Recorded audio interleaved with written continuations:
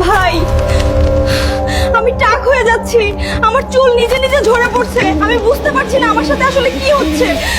আগে তোমার 2 দিনের মধ্যে 20 কেজি ওজন বেড়ে গেল, আর এখন তোমার সব চুল পড়ে যাচ্ছে। আসলে কি চলছে এসব? এখন আমার এমন লাগছে যেন আমার কাঁধের ওপর কেউ বসে আছে। আমি সেই ভারটা এখন স্পষ্ট অনুভব করতে পারছি। না, ডাক্তাররা তোমার সমস্যাটা বুঝতে পারছে না। কোনো বাবা বা আমিল যার কাছেই নিয়ে যাই, সবাই আজব আজব কথা বলে। এখন আমি কি করব? কিছু একটা করো, এই আজব থেকে আমাকে মুক্তি দাও ভাইয়া। কোনো না কোনো সমাধান তো বের করো। তুমি তো সব সমস্যার সমাধান খুঁজে বের করতে পারো। আচ্ছা, তুমি চিন্তা করো না, আমরা এই সমস্যার সমাধান বের করবই।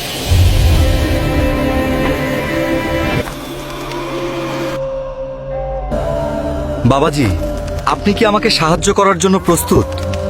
আপনি আমাকে এখানে ডেকেছেন, তাই না?